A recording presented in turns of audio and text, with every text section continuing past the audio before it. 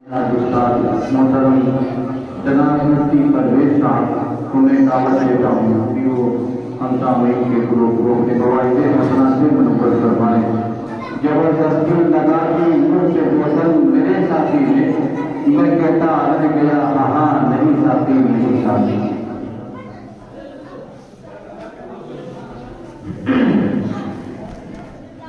إن الحمد لله نحمده ونستعينه ونؤمن به ونتوكل عليه ونعوذ بالله من شرور أنفسنا ومن سيئات أعمالنا من يهده الله فلا مضل له ومن يضلل فلا هادي له ونشهد أن لا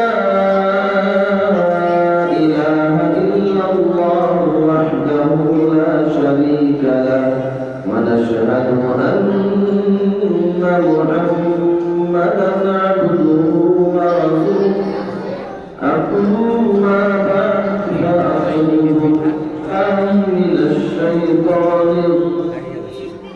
بسم الله الرحمن الرحيم إنما يعمر مساجد الله من آمن بالله واليوم الآخر وقال تعالى إنهم فتية آمنوا بربهم وزدناهم هدى وربطنا على قلوبهم إذ قاموا فقالوا ربنا رب السماوات والأرض لن ندعو من دونه إلها لقد قلنا صدق الله مولانا العظيم وقال نبينا صلى الله عليه وسلم بشر المشائين بالظلم إلى المساجد يوم القيامة بالنور التام أو كما قال صلى الله عليه وسلم۔ سب سے پہلے درود شریف پڑھ لیں۔ اللهم صل على محمد وعلى آل محمد كما صليت على إبراهيم وعلى آل إبراهيم إنك حميد مجيد۔ اللهم بارك على محمد وعلى آل محمد كما باركت على إبراهيم وعلى آل إبراهيم إنك حميد مجيد۔ ان نوجوان کو آگے آ جائے مدرسے والے برادری کے بعد جو ادھر آ جائے نا، ورنہ پھر ابھی بچے شور مچائیں گے تو آپ لوگ بھی اس میں لگ جائیں گے۔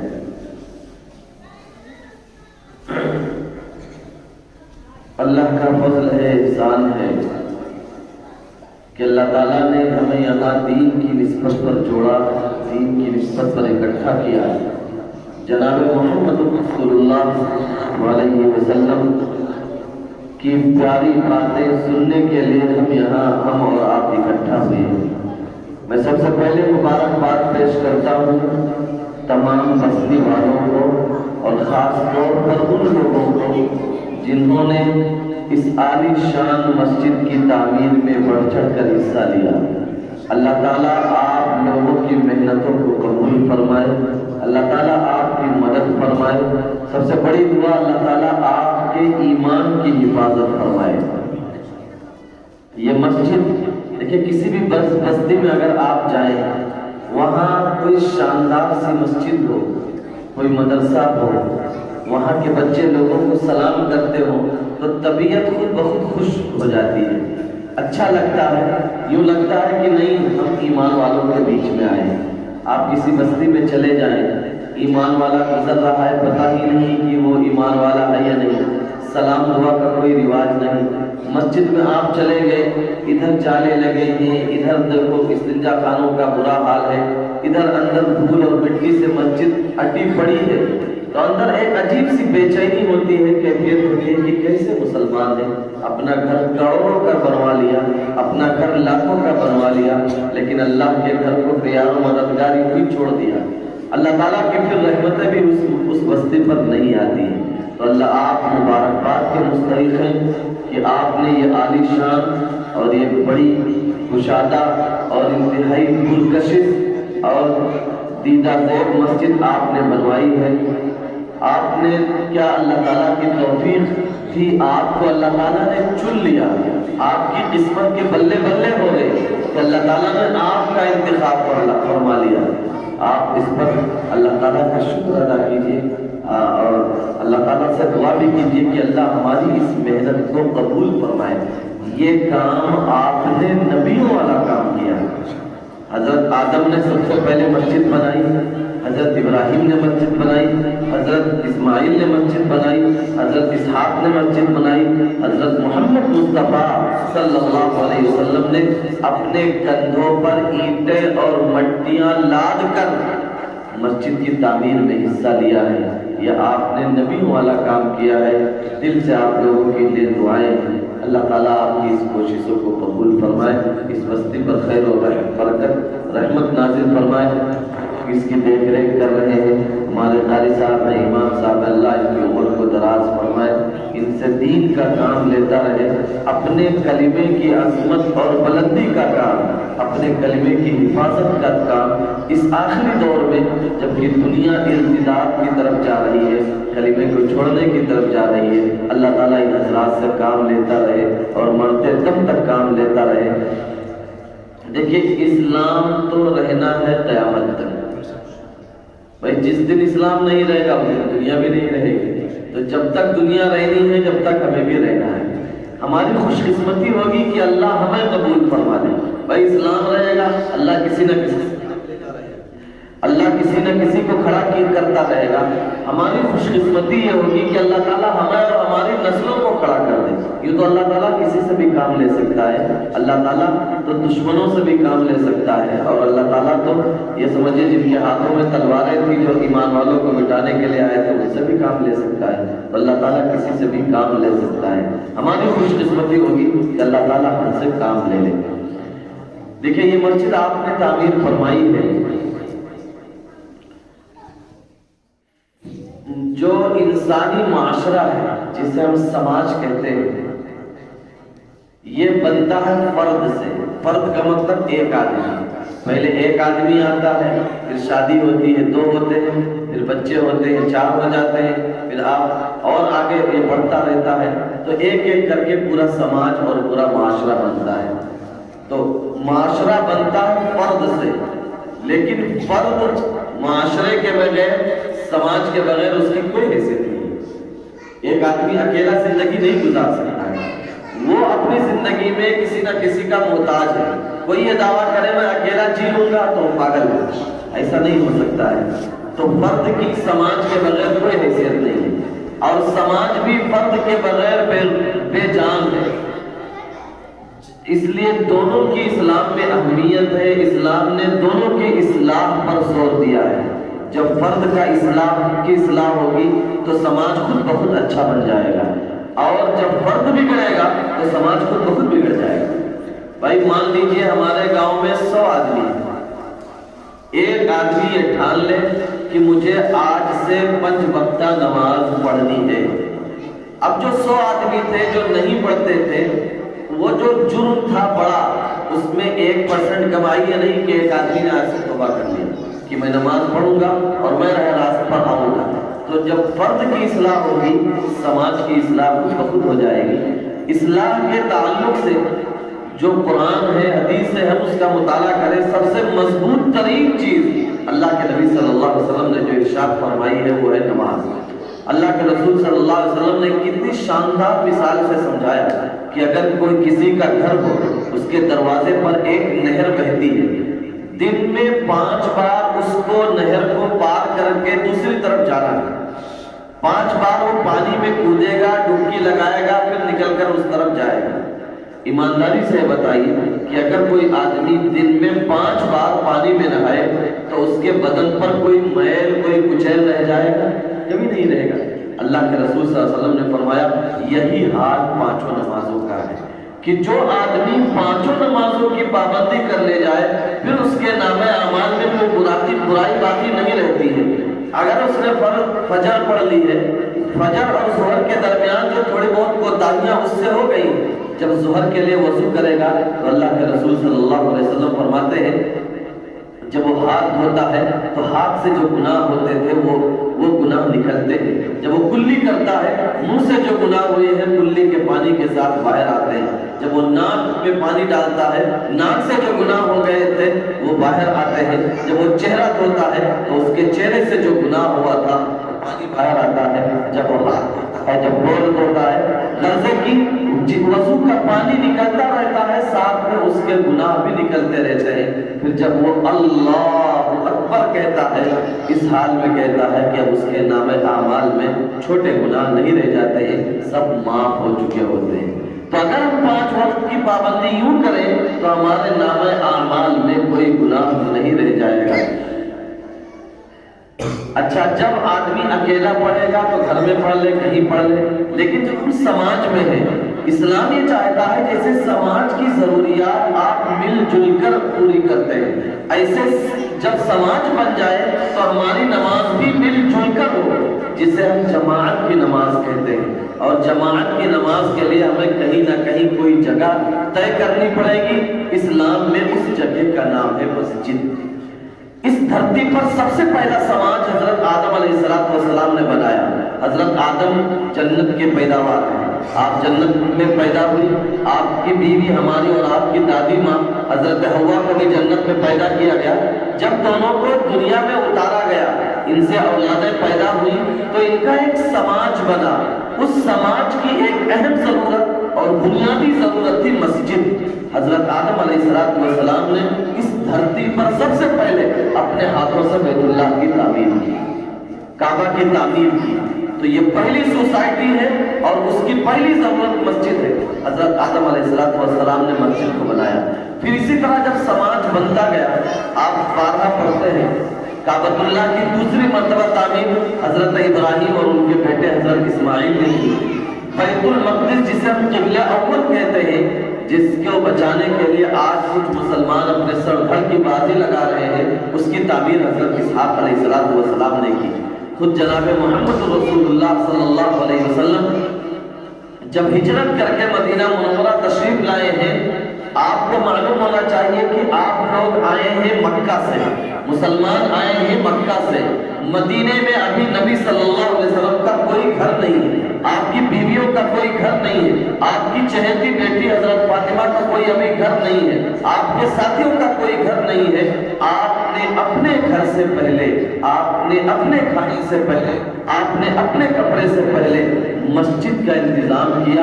چنانچہ 2 یتیم بچوں کا ایک باغ خریدا اور وہاں مسجد نبوی کی تعمیر ہوئی، اس شان سے کہ اللہ کے رسول صلی اللہ علیہ وسلم مٹی لاد کر لاتے تھے اپنے کندھوں پر۔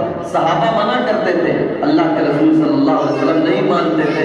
صحابہ شعر پڑھتے تھے، نحن الذین بایعوا محمدا علی الجہاد ما بقینا ابدا، ہم جب تک زندہ رہیں گے محمد صلی اللہ علیہ وسلم پر ہم نے یہ بیعت کی ہے کہ ہم جد و جہد کرتے رہیں گے۔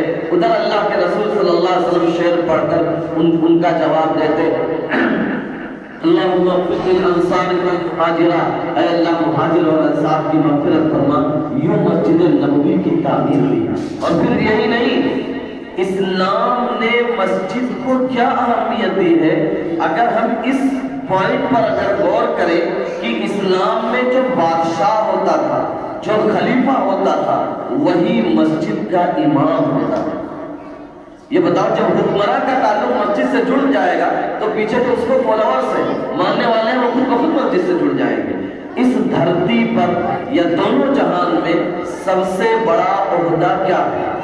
سب سے بڑا عہدہ نبی کا ہے، نبوت کا عہدہ سب سے بڑا ہے، لیکن نبی دنیا میں سب سے بڑا عہدہ لے رہے ہیں اور کھڑے کہاں ہیں؟ مصلی پر، مسجد کے امام بھی ہیں، جمعہ کے خطیب بھی ہیں۔ آپ کے بعد یہی سنت جاری رہی، خلفائے راشدین جن کی دھاک پوری دنیا پر بیٹھی وہ مسجد کے امام تھے۔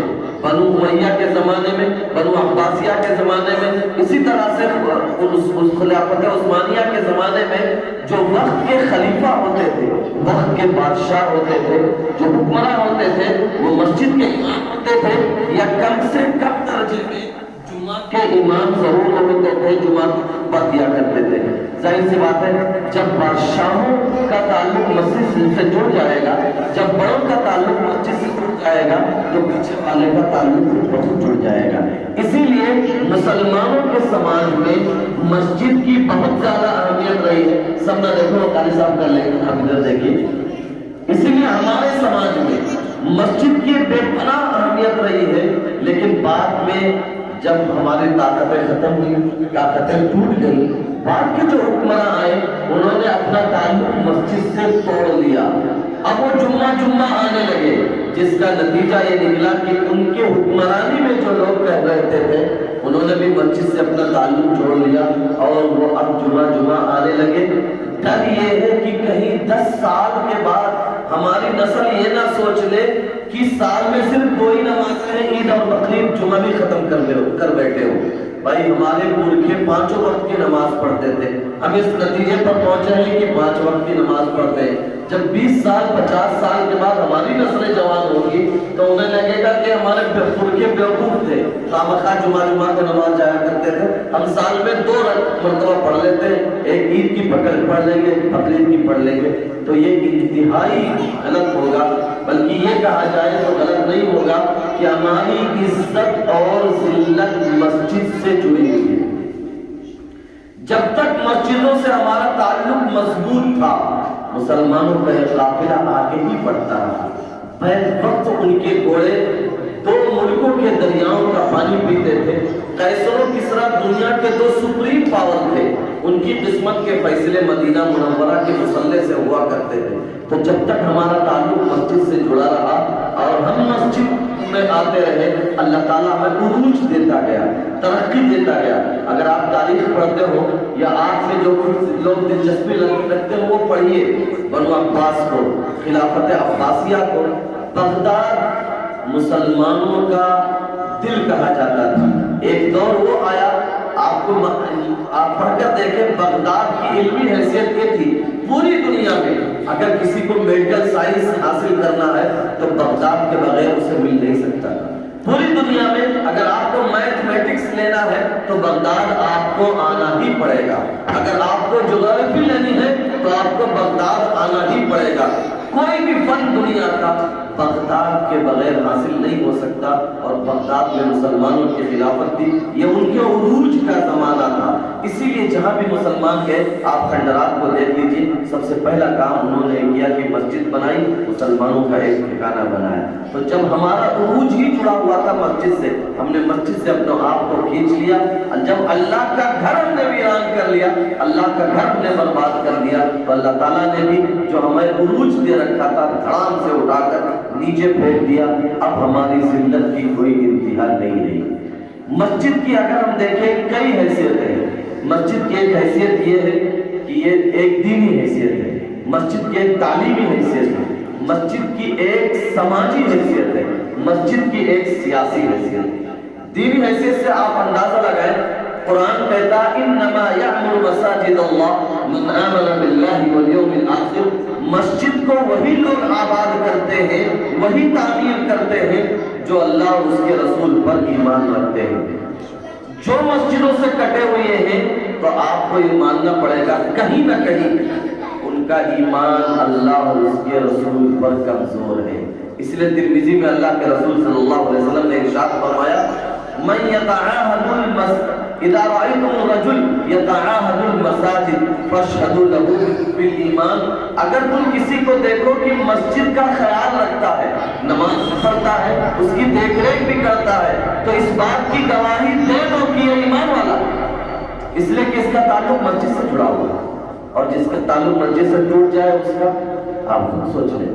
اللہ کے رسول صلی اللہ علیہ وسلم نے ارشاد فرمایا مشر المشائین بالظلم الى المساجد یوم القیامت بالنور التام، جو لوگ اندھیروں میں مسجد میں آتے ہیں، اندھیروں میں آپ فجر میں اندھیرے میں آتے ہیں، آپ عشاء میں اندھیرے میں آتے ہیں، خاص طور پر ان جو 2 نمازوں کا اہتمام کرتا ہے اور یوں تو ساری نمازوں کا اہتمام کرتا ہے، اللہ کے رسول صلی اللہ علیہ وسلم نے فرمایا دنیا میں اسے سنا دو خوشخبری اے نبی جی کہ کل قیامت کے دن اس کو ایسی روشنی ملے گی جو مکمل ہوگی، کمپلیٹ ہوگی، وہ اپنی کے آگے آگے چلے گا اور لوگ اس کی روشنی کو حاصل کرنے کی کوشش کیا کریں گے۔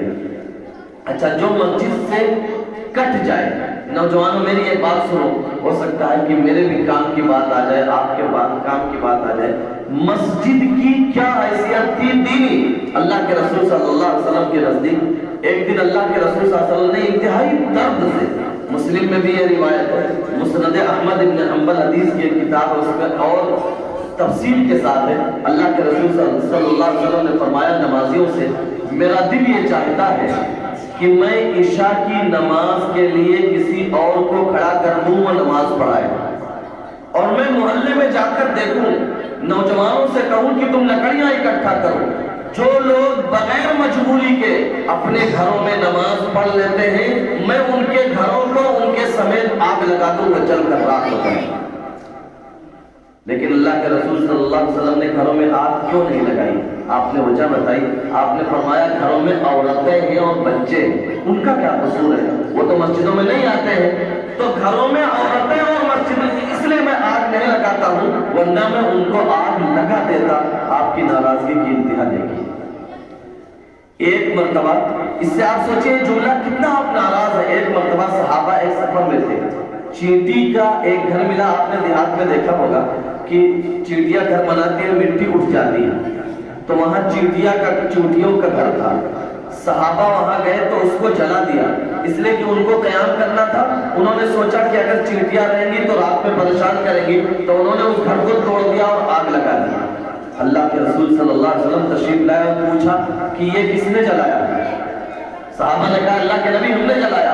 اللہ کے رسول صلی اللہ علیہ وسلم نے فرمایا اللہ کے علاوہ جو آگ کا خالق ہے، آگ کا پروردگار ہے، کسی کو جلانے کا حق نہیں ہے، کوئی دوسرے کو عذاب آگ کا نہیں دے سکتا ہے۔ اور یہاں خود نبی کہہ رہے ہیں میرا دل یہ چاہتا ان گھروں کو آگ لگا دوں جہاں لوگ بغیر غسل کے نماز پڑھ لیتے ہیں۔ یہ نہیں کہا نماز چھوڑ دیتے ہیں، پڑھ لیتے ہیں لیکن گھروں میں پڑھ لیتے ہیں۔ میرا پھر بھی یہ دل چاہتا ہے کہ میں جاؤں ان کے گھروں میں آگ لگا دوں۔ ایمانداری سے بتاؤ، وہ پڑھ لیتے تھے اس لیے آپ نے چاہا آگ لگا دے، اور ہم پڑھتے ہی نہیں، ہمارے گھروں کا کیا ہوگا؟ اگر نبی صلی اللہ علیہ وسلم ہمارے درمیان ہوتے تو ہمارے گھروں کے ساتھ کیا سلوک کرتے؟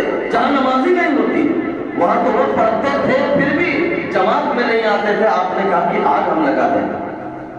وہ آپ کی خواہش تھی، اس بات پر میری غور کیجئے، وہ آپ کی خواہش تھی۔ یہ الگ بات ہے کہ آپ نے پوری نہیں کی، لیکن جن گھروں میں نماز نہیں ہوتی ہے، لوگ نماز نہیں پڑھتے ہیں، وہ آپ کی خواہش ان گھروں میں دکھتی ہے۔ وہ خواہش کیا ہے؟ وہ آگ ہے، بے برکتی کی آگ۔ کسی گھر میں برکت نہیں ہے۔ پہلے یہ جو لوگ بیٹھے ہمارے سامنے جن کی داڑیاں سفید ہیں، ان سے پوچھ لیجئے، ایک باپ کماتا تھا، 5 لڑکیوں اور 7 لڑکوں کو آرام سے پال لیا کرتا تھا۔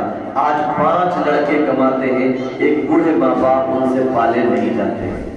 5000 کماتے ہیں، 6000 ڈاکٹر لے جاتا ہے، 10,000 کماتے ہیں، 20,000 علاج میں چلا جاتا ہے، 20,000 کماتے ہیں، 25,000 مقدمہ میں چلا جاتا ہے۔ یہ وہ بے برکتی کی آگ ہے جو ہمارے گھروں کو جلائے ہوئی ہے۔ اسی کی تمنا حضرت محمد مصطفیٰ صلی اللہ علیہ وسلم نے کی تھی کہ میں ان کے گھروں کو آگ لگا دیتا، تو اگرچہ ظاہری طور پر وہ گھر نہیں چلے لیکن روحانیت کے اعتبار سے چل رہے ہیں کہ کسی گھر میں کوئی برکت نہیں۔ برکت تو چھوڑ دیجئے، دلوں میں محبت نہیں، باپ کو بیٹے سے، بیٹے کو باپ سے، بھائی کو بھائی سے، بہن کو بھائی سے، بیوی کو اپنے شوہر سے، اور شوہر کو۔ آج میں ایک آپ ایمانداری سے اگر غور کریں تو 50% مسلم معاشرہ وہ ہے کہ شادی ہو جانے کے بعد عورت کسی دوسرے مرد سے چیٹنگ کر رہی ہے، بات کر رہی ہے، مرد کسی اور عورت سے بات کر رہا ہے۔ یہ ہمارا سماج اس طرف چل پڑا ہے، یہ اسی بے برکتی کا نتیجہ ہے۔ آپ نے سوچا تھا آگ لگانے نہیں لگائی تھی، لیکن یہ آگ لگ رہی ہے کہ ہمارا گھر چل رہا ہے، سلگ رہا ہے، بھسم ہو رہا ہے ہمارا گھر۔ اس سے اور آگے اس سے بڑی ہے، ایک نابینا صحابی ہے۔ نابینا کا مطلب جن کی آنکھیں نہ ہو، اندھے صحابی، عبداللہ ابن ام مکتوم۔ نوجوانوں غور کرو ان کی بات۔ یہ آئے ہیں، انہوں نے 6 عذر پیش کیا ہے اللہ کے رسول صلی اللہ علیہ وسلم کے سامنے۔ کیوں 6 مجبوریاں اس لیے نہیں بیان کی کہ مجھے نماز چھوڑنے کی اجازت مل جائے۔ 6 مجبوریاں اس لیے ذکر کی ہیں کہ میں جماعت سے نماز نہ پڑھ کر اپنے گھر میں پڑھ لوں۔ یہ آیا اور انہوں نے کہا اللہ کے نبی انی رجل ضریر البصر شاسع الدار لیس لی قائم یلازمنی، اے اللہ کے نبی میں اندھا آدمی ایک عذر، کیا میں گھر میں نماز پڑھ لوں؟ دوسرا عذر، میرے یہاں کوئی بچہ نہیں ہے جو میرا ہاتھ پکڑ کر مسجد میں لا سکے، کیا میں گھر میں نماز پڑھ لوں؟ تیسرا عذر، انہوں نے کہا کہ اللہ کے نبی میرا گھر مدینے سے دور ہے، کیا میں گھر میں نماز پڑھ لوں؟ اللہ کے رسول صلی اللہ علیہ وسلم یہ بتاؤ تمہارے گھر مدینے کی آواز پہنچتی ہے یا نہیں؟ انہوں نے کہا ہاں پہنچتی ہے۔ اللہ کے رسول صلی اللہ علیہ وسلم نے کہا کہ آؤ مسجد میں نماز پڑھو۔ پھر یہ آئے چوتھا عذر لے کر انہوں نے کہا کہ اللہ کے نبی کہ ان بینی و بین المدینہ نخلا و شجرا، میرے گھر کے درمیان اور مدینہ منورہ کے درمیان باغات ہیں، میں اندھا آدمی ہوں، آؤں گا تو ٹکرا جاؤں گا، تو میں گھر میں نماز پڑھ لوں؟ اللہ کے رسول صلی اللہ علیہ وسلم نے پھر پوچھا مسجد کی آواز تمہارے گھر تک پہنچتی ہے یا نہیں؟ انہوں نے کہا پہنچتی ہے۔ اللہ کے نبی نے کہا کہ آؤ میرے پیچھے نماز پڑھو، مسجد میں نماز پڑھو۔ پانچواں عذر وہ لے کر آئے کہ اللہ کے نبی ان المدینہ کثیرۃ الحوام والسباع، کہ مدینے میں کیڑے مکوڑے ہیں، سانپ بچھو ہیں، جانور ہیں، میں آؤں گا اندھاؤں کو کاٹ لیں گے۔ اللہ کے رسول صلی اللہ علیہ وسلم نے فرمایا کہ نہیں، پھر بھی تم گھر میں نماز نہیں پڑھ سکتے، میرے پیچھے آؤ مسجد میں نماز پڑھو۔ چھٹا عذر لے کر آئے کہ اللہ کے نبی بوڑھا آدمی، ہڈیاں جواب دے رہی ہیں، گھر میں نماز پڑھ لوں؟ آپ نے پھر وہی سوال کیا کہ تمہارے گھر میں مسجد کی آواز پہنچتی ہے یا نہیں؟ اگر پہنچتی ہے تو مسجد میں آ کر نماز پڑھو۔ ایک اندھا آدمی 6 مجبوریاں بتا رہا ہے اور اللہ کے نبی سے درخواست کر رہا ہے کہ مجھے نماز چھوڑنے کی نہیں، گھر میں پڑھنے کی اجازت دے دو۔ میرے نوجوانوں ذرا اپنے دل پر ہاتھ رکھ کر سوچو، کل اللہ کا دربار ہوگا، وہ اندھے صحابی ہوں گے جن کو 6 عذر بتانے کے بعد، 6 مجبوریاں بتانے کے بعد اس بات کی اجازت نہیں ملی تھی کہ گھر میں نماز پڑھ لیں۔ ہم کون سا 7واں عذر پیش کریں گے، کون سی 7ویں مجبوری اللہ کے سامنے پیش کریں گے جس کی وجہ سے ہم نے نماز ہی کو چھوڑ دیا؟ ہے کوئی 7ویں مجبوری؟ کوئی بہانہ ہے ہمارے پاس کہ وہ 6 عذر بیان کرتا ہے، اسے چھٹی نہیں ملتی ہے، ہم کوئی 7واں عذر ڈھونڈ لیں کہ ہم اللہ کی پکڑ سے بچ جائیں؟ بالکل نہیں بچ پائیں گے۔ اس لیے میرے بھائیوں غور کرو کہ مسجدیں کیوں ہیں، ایمانداری سے اگر غور کرو، ایک آدمی وضو کرتا ہے، قبلہ رخ کھڑا ہوتا ہے اور اہتمام کے ساتھ 5 وقت مسجد کے میناروں سے کہتا ہے حی علی الفلاح، حی علی الفلاح، آؤ کامیابی کی طرف، آؤ کامیابی کی طرف۔ وہ فجر میں بلاتا ہے، ہم نہیں آتے، وہ مایوس نہیں ہوتا، ظہر میں پھر بلاتا ہے، پھر ہم نہیں جاتے، پھر عصر میں بلاتا ہے، عصر میں بھی نہیں جاتے، مغرب میں پھر بلاتا ہے اور پھر نہیں جاتے، تو مایوس نہیں ہوتا، عشاء میں پھر بلاتا ہے، پھر بھی ہم نہیں آتے، پھر اگلے دن اٹھ کر صبح پھر بلاتا ہے کہ مسلمانوں آ جاؤ کامیابی کی طرف۔ خدا کی قسم جتنی بار میرے اللہ نے ہمیں اور آپ کو کامیابی کے لیے بلایا ہے، اتنی بار ہمارا نام تو ہمارے ماں باپ نے بھی نہیں لیا، لیکن پھر بھی ہم اللہ کے ساتھ ہماری بے وفائی دیکھ لیں۔ کمال کی بات ہے کہ ہمارا گھر مسجد کے پڑوس میں ہے، مشکل سے 10 قدم ہو اور مسجد میں پہنچ جائے، زیادہ سے زیادہ 100 قدم ہو مسجد میں پہنچ جائے، لیکن ہم نہیں پہنچتے۔ میرے نوجوانوں، یہ جوانیاں قدر کی نگاہ سے دیکھو، بیماری آتے ہوئے دیر نہیں لگتی۔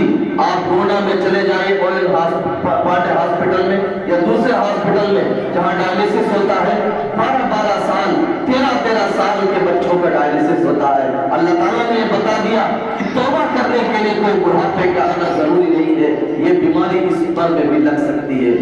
12 سال کے بچوں کو اٹیک آ رہا ہے، کھڑے ہیں، اٹیک آیا اور مر گئے۔ اللہ تعالیٰ نے بتا دیا کہ قبرستان میں صرف سفید گاڑی والے نہیں جاتے ہیں، یہ نوجوانوں کے جنازے بھی قبرستان میں جاتے ہیں، بلکہ قبرستان نوجوانوں سے بھرے پڑے ہیں۔ روز آپ سنتے ہیں کہ 20 سال کا بچہ تھا، گنہگار تھا، سڑک پر جا رہا تھا، کسی گاڑی نے اڑا دیا، وہ ختم ہو گیا۔ اس کے بھی جذبات رہے ہوں گے کہ میں بھی نمازیں پڑھوں گا، میں بھی روزے رکھوں گا، میں بھی قرآن اپنا صحیح کروں گا، لیکن فرشتوں نے موقع نہیں دیا اور موٹر سائیکل کے دھکے نے اسے اڑا دیا۔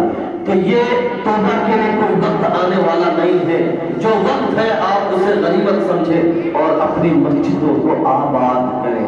سوال یہ ہے کہ اگر آج ہم نے اس پر توجہ نہیں دی تو کل وہ وقت آنے والا ہے. ہم اور آپ اپنی نگاہوں سے دیکھ رہے ہیں جب ہمیں سجدہ نہیں کرنے دیا جائے گا.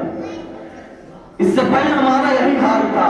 اللہ تعالیٰ نے لاک کے حالات اب ہم پر مسلط کیے, ہم سجدوں کو ترس گئے. پھر ہماری حالت یہ ہوئی کہ لاٹیاں کھا کر ہم سجدہ کرنا چاہتے تھے. ہم چاہتے تھے پولیس کی 4 لاٹیاں پڑ جائیں لیکن نماز پڑھنے کو مل جائے. ایک وقت وہ ضرور آنے والا ہے. اگر ہم نے اس کو گنوا دیا کھیل اور کود میں, چاہ کر بھی ہم سجدے نہیں کر پائیں گے. صرف ہمارے پاس تمنائیں رہ جائیں گی, آرزویں رہ جائیں گی کہ کاش جوانی کو ضائع نہ کرتا, میں بھی اللہ کے سامنے سجدہ کر لیتا. اللہ دیکھو, جوانی جب ہوتی ہے تو آدمی کہتا اکڑ ہوتی ہے. کس کی اکڑ؟ طاقت کی اکڑ, خوبصورتی کی اکڑ, قوت کی اکڑ, پیسے کی اکڑ, گاڑی کی اکڑ. اللہ چاہتا ہے یہ اکڑ نوجوان اپنی قربان کر دے اور جھک جائے, اتنا جھکے کہ اپنی پیشانی کو بالکل زمین پر رگڑ دے اور کہے سبحان ربی الاعلی, اے اللہ میں بڑا نہیں ہوں, میں نے اپنے اکڑ کو قربان کر دیا, بڑا تو ہے. اب اللہ کو پیار آتا ہے. اسی لیے اللہ کہتا ہے کہ جوانی کے سجدوں سے زیادہ اللہ کو کوئی اور چیز پسندیدہ نہیں ہے. اس لیے میرے نوجوانوں یہ طے کرو, یہ مسجد ہمیں آباد کرنی ہے. کوئی جنات نہیں آئیں گے اس کو آباد کرنے کے لیے, کوئی فرشتے نہیں آئیں گے اس کو آباد کرنے کے لیے. یہ ہم نے اور آپ نے اپنی گاڑی کمائی سے بنائی ہے. ہمارا اور آپ کا ہی فرض بنتا ہے کہ ہم اس کو آباد کریں, کلمہ سے, دعاؤں سے, سجدوں سے. دوسری اور آخری بات یہ کہ مسجد جو بنتی ہے, میں بہت تفصیل میں اور 4 چیزوں کو پھر کبھی موقع ملے گا. مسجد کی ایک حیثیت ہے سماجی حیثیت. سماجی حیثیت کیا ہے؟ کوئی گاؤں, کوئی شہر اس لیے اچھا نہیں ہے کہ وہاں کے لوگ بڑے شکشت ہیں, پڑھے لکھے ہیں, اپنے کام سے کام رکھتے ہیں, دوسرے کے کام سے انہیں کچھ لینا دینا نہیں ہے. یہ اچھائی کی نشانی نہیں ہے. اسلام جو سماج اور جو سوسائٹی دیکھنا چاہتا ہے اس کی خصوصیت اللہ کے رسول صلی اللہ علیہ وسلم نے یہ بیان کی ہے کہ ایک ایمان والا دوسرے ایمان والے کے لیے جسم کے حصے کی طرح ہے. کبھی ایسا ہوتا ہے کہ آدمی ناخن کاٹتا ہے اور اس کا ناخن ہلکا سا زیادہ کٹ جائے, گوشت دکھنے لگے تو آدمی جھنجھلا جاتا ہے, سر میں درد ہو جاتا ہے, کھانا اچھا نہیں لگتا ہے, بدن پر بخار چڑھ جاتا ہے. کیوں؟ کٹی تھی تو ناخن, سر کیوں درد کر رہا ہے؟ کٹی تھی ناخن اور آدمی کے جسم پر جو بخار آ گیا, یہ اس لیے کہ یہ ناخن جسم کا ایک حصہ ہے. جب اس ناخن کو تکلیف پہنچی تو اس تکلیف کو پورے جسم نے محسوس کیا کہ نہیں, میرے جسم کا ایک حصہ ناخن ہے, جب وہ بیمار ہے تو مجھے بھی اس کی بیماری میں شریک ہونا چاہیے. اللہ کے رسول صلی اللہ علیہ وسلم نے فرمایا ایمان والوں کا یہی حال ہے. ایک ایمان والے کو کوئی تکلیف ہو تو دوسرے ایمان والوں کو اس تکلیف کا احساس ہونا چاہیے. اگر ایک ایمان والا اسپتال میں جان دے دیتا ہے, کوئی اس کو خون دینے کے لیے تیار نہیں ہے, تو لعنت ہے ان کروڑوں مسلمانوں پر جو اپنی زندگی جی رہے ہیں. اگر ایک آدمی کا گھر ہے, اس کے بچے بھوکے تڑپ رہے ہیں, تو پھر اللہ کی پھٹکار ہو ان کروڑوں مسلمانوں پر جو بھوکے ہوٹلوں میں مزے اڑا رہے ہیں. اگر ایک بہو اس لیے گھر سے نکال دی جاتی ہے کہ اس کو جہیز میں کچھ نہیں ملا, تو لعنت ان تمام مسلمانوں پر جنہوں نے اس بہو کے درد کو اپنے اندر محسوس نہیں کیا. تو اسلام یہ چاہتا ہے کہ ایک مسلمان دوسرے مسلمان کے دکھ درد میں شریک ہو. اچھا کیسے شریک ہوں گے؟ میں جاؤں فجر بعد آپ سے پوچھوں کہ آپ ٹھیک ہے, طبیعت ٹھیک ہے. اگر میں 3 دن ایسا کر لوں تو آپ بور ہو جائیں گے, کیا مولوی صاحب پگلا تو نہیں کہ روزے ہی آ جاتے ہیں. اسلام نے اس کے لیے بہترین جگہ مسجد بنائی ہے کہ سب مسلمان مسجد میں آئیں گے. پتہ چلے گا وہ مسلمان کیوں نہیں آ رہا ہے, بھائی اس کی طبیعت خراب ہے. وہ کیوں نہیں آ رہا ہے, اس کے گھر ڈلیوری ہوئی. وہ کیوں نہیں آ رہا ہے, وہ پردیس میں گیا. وہ کیوں نہیں آ رہا ہے, اس کی ماں کی طبیعت خراب ہے. وہ کیوں نہیں آ رہا ہے, اس کا ایکسیڈنٹ ہو گیا ہے. مسلمانوں کے حالات معلوم ہو جائیں گے اور ہم ان کے گھر جا کر حال خیریت دے سکتے ہیں. اللہ کے رسول صلی اللہ علیہ وسلم کے زمانے میں بھی معمول تھا. آپ دیکھتے کہ کون آیا کون نہیں آیا, جو نہیں آیا آپ اس اس کے حال اور خیریت لیتے تھے. تو مسجد کی ایک سماجی حیثیت بھی ہے کہ مسجد میں اگر سب مسلمان جڑ جائیں تو سماج بہت اچھے طریقے پر چل سکتا ہے. ہمیں یہاں یہ بھی پتہ چل جائے گا کہ یار فلاں کے گھر کھانے کا نہیں ہے, ہمیں اس کی مدد کرنی چاہیے. فلاں کا گھر اسکول چھوڑ رہا ہے, مدرسہ چھوڑ رہا ہے, کس لیے کہ اس کے پاس خرچے نہیں ہیں, ہمیں اس کا انتظام کرنا چاہیے. فلاں اس اسپتال میں بھرتی ہے, بیچارے کے پاس پیسے نہیں ہیں, ہمیں اس کا انتظام کرنا چاہیے. یہ تمام چیزیں اس وقت معلوم ہوں گی جب سب مسلمان مسجد سے جڑے. آج اس لیے نہیں معلوم ہو رہی ہے. پورے گنے چنے 4 نمازی آتے ہیں. کمال کی بات یہ ہے ہمارے اوپر حالات آئے, ہماری ایک سجدہ گاہ لے لی گئی اور دوسری سجدہ گاہ دوسری چیز اس کی جگہ تعمیر کر دی گئی, اور پورا مسلمان دیکھ لیجیے پورے ملک کا جتنے نمازی عام دنوں میں رہتے تھے اس دن بھی فجر میں وہی 4 نمازی تھے, زیادہ نہیں تھے. کیوں؟ اس کا مطلب ہمیں اللہ سے کوئی لگاؤ نہیں ہے, کوئی ڈر نہیں ہے, کوئی خوف نہیں ہے. اپنے پروردگار کو یاد کرنا نہیں چاہتے. یار یہ دنیا ہمیں ستا رہی ہے, یہ دنیا ہمیں دھکا دے رہی ہے, یہ دنیا ہمیں دھتکار رہی ہے, یہ دنیا ہمارے گھر تباہ کر رہی ہے, یہ دنیا ہمیں نوکریوں سے نکال رہی ہے, یہ دنیا ہماری عزتیں لوٹ رہی ہے, یہ دنیا ہمیں رونے سسکنے بلکنے پر مجبور کر رہی ہے. ہمارا ایک اللہ ہے جو ہماری فریاد سننے کے لیے تیار ہے. لیکن افسوس کی بات ہے کہ ہم مسلمان اس اللہ کو بھی اپنی فریاد سنانے کے لیے تیار نہیں. ایمانداری سے بتاؤ, یہاں جتنے لوگ موجود ہیں کتنے لوگ ایسے ہیں جو روزانہ 5 منٹ اپنے اللہ سے اپنے دل کی بات کہتے ہیں؟ ایک بھی نہیں. وہ امام صاحب نماز کے بعد جو کہے اللہم صلی, اسی کے بعد جو کچھ کہنا ہے کر لیتے ہیں. بھائی ہم پریشان ہیں, ایک اللہ ہے جو ہمارا سن سکتا ہے, ہم اتنے نادان پریشان ہیں کہ اس اللہ سے بھی اپنی بات نہیں کہتے. وہ کہتا مانگو, کہو تو اپنی بات, میں شہرت سے زیادہ قریب ہوں. تم اپنی ذات سے اتنا زیادہ قریب نہیں ہو جتنا اللہ تم سے قریب ہے. لیکن پھر بھی ہم اللہ سے اپنی فریاد نہیں کرتے, اپنے رب سے نہیں کرتے. وہ رب جس نے فرعون کو ڈبایا تھا, وہ رب جس نے قارون کو پھنسایا تھا, وہ رب جس نے ابراہیم کو آگ میں زندہ رکھا تھا, وہ رب جس نے یونس کو مچھلی کے پیٹ میں زندہ رکھا تھا, وہ رب جس نے موسیٰ کو صحیح سالم نکالا تھا, ایسے طاقتور رب سے بھی ہم اپنی شکایت نہیں کرتے, ہم اس کے سامنے اپنے دل کی بات نہیں رکھتے. یہ ہماری محروم کی انتہا ہے. اس لیے مسلمانوں آج ہم ٹھانے کہ ہم اپنی جوانیوں کو ضائع نہیں کریں گے, ہم اپنے بڑھاپے کا انتظار نہیں کریں گے. جو آدمی جس عمر میں ہے آج وہ اللہ کے سامنے گرا کر توبہ کرے کہ یہ جو پچھلی ہماری زندگی گزری ہے وہ انتہائی غفلت کی زندگی گزر گئی ہے. آج عشاء کے بعد سے ہی ہماری یہ پریشانی ایک اللہ کے سامنے جھکے گی اور ہم اپنی مسجد کو آباد کریں گے. یہاں نہیں رہیں گے, جہاں بھی رہیں گے ہم سجدوں کو کرتے رہیں گے, اللہ کے سامنے اپنی فریاد کو رکھتے رہیں گے. دیکھیں ہم اپنے دل کی بات اللہ سے رکھ کے مانگے. اللہ چاہتا ہے کہ مانگے. دنیا کا واحد, یہ کلیجہ کائنات کی واحد ہستی ہے جو نہ مانگنے سے ناراض ہوتی ہے, مانگنے سے خوش ہوتی ہے.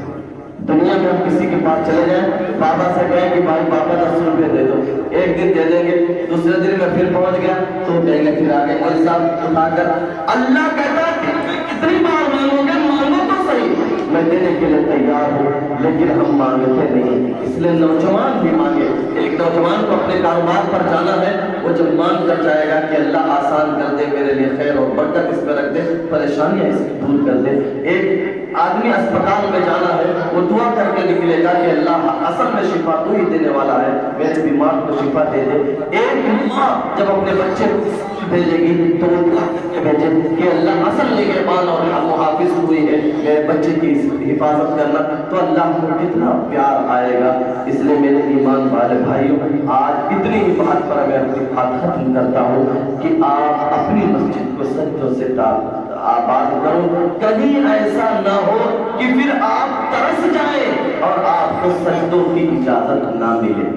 یار جس قوم کے پاس کربلا جیسی تاریخ ہو, وہ قوم سجدے نہ کرے, وہ قوم اللہ کے سامنے جھکے نہ, وہ قوم نمازوں کو پامال کر دے. یہ تو سوچ سے بھی بالغ ہے کہ وہاں تلواروں کی چھنکار ہے, لاشوں کی ڈھیر ہے, خون کا دریا بہ رہا ہے، پھر بھی حضرت حسین رضی اللہ تعالیٰ عنہ نماز کو نہیں چھوڑ رہے ہیں. یہاں ہٹے کٹے ہم تندرست ہیں، پھر بھی سجدے میں نہیں جا رہے ہیں. گویا کہ ہم عذاب کی دعوت دیتے ہیں کہ دیکھو مؤذن بلا رہا، میں نہیں گیا، میرا کیا ہو گیا؟ کچھ نہیں ہو گیا. ایمان والوں یہ زیادہ دن تک نہیں چلے گا. جب اللہ کی پکڑ آئے گی، یہ اللہ کی پکڑ، یہ اللہ نے ہمارے اوپر ظالم حکمران مسلط کر دیے ہیں. جب اللہ کی پکڑ آئے گی تو اللہ تعالیٰ ہمیں تڑپا کر رکھ دے گا. پھر نیک لوگ اور برے لوگوں کا کوئی امتیاز نہیں ہوگا. اس لیے آپ مسجد کو آباد کریں. آپ آ رہے ہیں، آپ کا یہ فرض ہے کہ جو نہیں آتے ہیں ان کو لانے کی کوشش کریں. کیا آپ اپنے بھائی کے لیے شادی کا انتظام نہیں کرتے؟ کیا اپنے رشتے داروں کی مدد نہیں کرتے شادی بیاہ میں؟ اگر دوسرے کاموں میں ان کی مدد کرتے ہیں تو مسجد کے لانے میں، مسجد کے آنے میں بھی ان کی مدد کیجیے. اگر آپ نے مدد نہیں کی تو کل اللہ کے یہاں ہماری اور آپ کی گردن نپ جائے گی. اللہ تبارک و تعالیٰ ہمیں سمجھ کی توفیق عطا فرمائے. آپ تمام کو قبول فرمائے، آپ کے آنے کو قبول فرمائے. دو باتیں آج طے کر لیجیے کہ آج ہی سے جب بھی ہم گاؤں میں رہیں گے تو انشاءاللہ ضرور اپنی اس مسجد میں اذان ہونے پر حاضر ہوں گے. آئیں گے بھائی؟ کون آئے گا؟ ہاتھ اٹھاؤ. انشاءاللہ اب بات کرو. آپ اس کو سمجھیے، کچھ چیزیں ایسی ہیں جو مائک پر کہیں نہیں جا سکتی، ورنہ حالات وہ ہے اگر آپ کے سامنے رکھ دیے جائیں تو راتوں کی نیند حرام ہو جائے گی. اس لیے آپ سمجھیے. آئیے، اپنی قدرت کسی اور سے نہیں کہہ سکتے نا. یہاں کوئی نہیں سن رہا ہے، اللہ تو سن رہا ہے. جب سب دروازے بند ہو جاتے ہیں تب اللہ دروازہ کھولتا ہے. جب موسیٰ علیہ السلام بیچ میں کھڑے تھے، آگے دریا تھا، پیچھے فرعون کا لشکر تھا. موسیٰ علیہ السلام کی قوم سمجھ رہی تھی کہ اب ہم مر جائیں گے، اس لیے کہ آگے بڑھیں گے تو سمندر ڈبو دے گا، رک جائیں گے پیچھے سے فرعون آ کر مار دے گا. یہاں موسیٰ نے کہا تھا ان معی ربی سیہدین، گھبراؤ نہیں، رب کوئی راستہ نکالے گا. پھر رب نے یوں راستہ نکالا کہ سمندر کا جگر پھاڑ دیا، سمندر کا کلیجہ پھاڑ دیا اور حضرت موسیٰ کو باہر نکال دیا. ایسے ہی جب سب راستے بند ہو جاتے ہیں تب اللہ راستہ نکالتا ہے. لیکن شرط یہ ہے کہ ہم اللہ کو بھی تو یاد رکھیں. کہیں تو اللہ سے کہ اللہ راستہ نکال دے، اور کہنے کے لیے بہترین جگہ ہے مسجد. تو ایک کام یہ کریں کہ ہم آئیں گے، بالغ لوگ جو بچے ہیں یہ شور ہی مچائے، ٹھیک ہے شور مچائے، انہیں بھیجو اور انہیں خاص طور پر عصر کے بعد بھیجو جب آپ کے امام صاحب آپ کے بچوں کو پڑھاتے ہیں، تاکہ آپ کا کوئی بچہ کوئی بچی بغیر قرآن کے دنیا سے نہ جائے. دیکھو یہ جو آپ نے کمایا، چچا آپ کی عمر کتنی ہوگی؟ 60 سال کے آس پاس ہوگی. ہماری عمر 35 ہو گئی. تو یہ ہم نے 35 سال یا 60 سال جو کمایا، سوال یہ ہے کہ یہ جو ہم نے 2, 4, 5 کروڑ کمایا، وہ کمائی کہاں ہے؟ کچھ نہیں. ایسے 10 سال اور گزریں گے، موت کا وقت آ جائے گا، ہاتھ میں کچھ نہیں ہوگا. وہاں کام آنے والی چیز ایک ہے، وہ ہے ایمان. تو اتنی تو اب آپ جو ہے مطمئن ہو جائے اپنی اولاد کے بارے میں کہ ہماری اولاد ایمان پر اس دنیا سے جائے گی. اگر 60 سال جی کر اپنے نطفے سے جس کو ہم نے پیدا کیا ہم اس کو مسلمان نہیں بنا سکے تو پھر اس 60 سال کی زندگی کا فائدہ کیا ہے؟ اس لیے اس پر سنجیدگی سے غور کریں. اللہ ہماری کی توفیق عطا فرمائے. وعلینا الا البلاغ. اللہ آپ کو بھی قبول فرمائے، آپ کے آنے کو قبول فرمائے، ہمارے نوجوانوں کو قبول فرمائے، اور امام صاحب اور حضرات لوگ جنہوں نے اس جلسے کو یا اس مجلس کا انعقاد کیا، فکر مندی کی، اللہ تعالیٰ قبول فرمائے.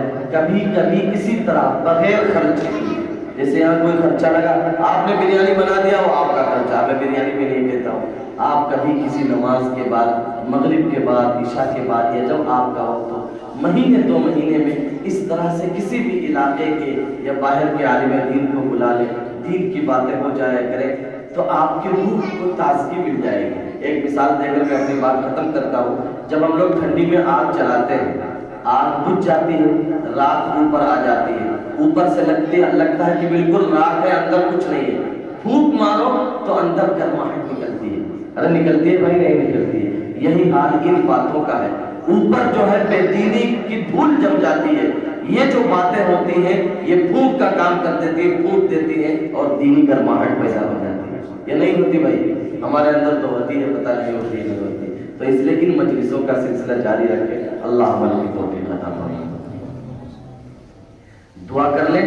اور دعا کے بعد استنجا وغیرہ سے فارغ ہو جائیں، کوئی نماز پڑھنے بغیر نہ جائے۔ شاید امام صاحب نے سب کے لیے کھانے کا بھی انتظام کیا ہے بھائی طرح، ہاں تو کھانا کھا کر جائے، پہلے نماز پڑھ لے، نماز کے بعد پھر کھانا کھا کر تب جائیں۔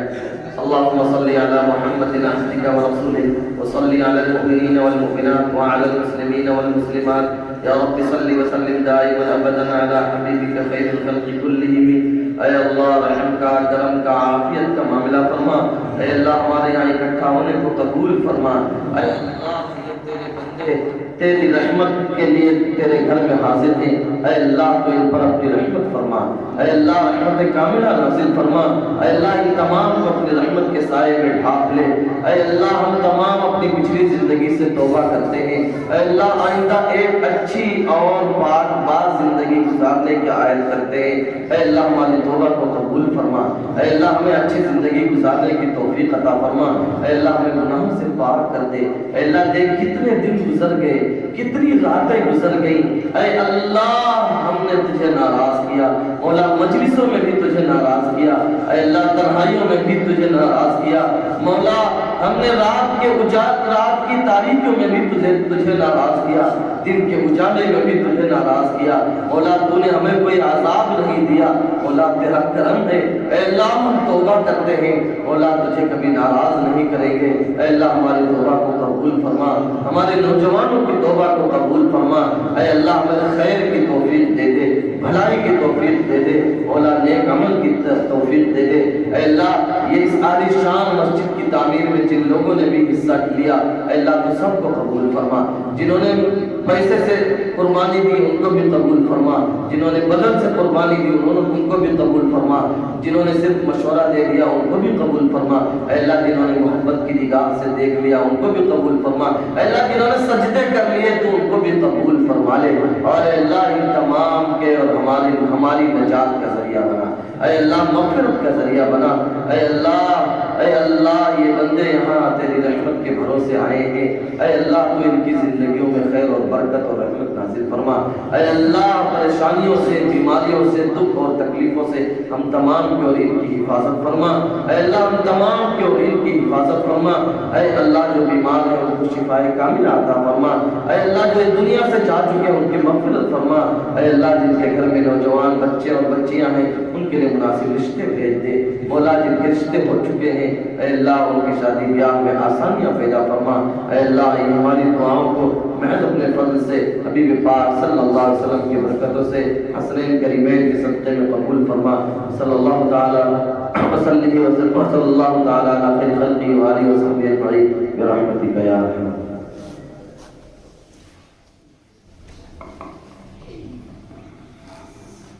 بھائی میں اپنے نوجوان سے گزارش کر رہا ہوں کہ اگلا جو ہوگا وہ آپ لوگ طے کریں گے، آپ سارے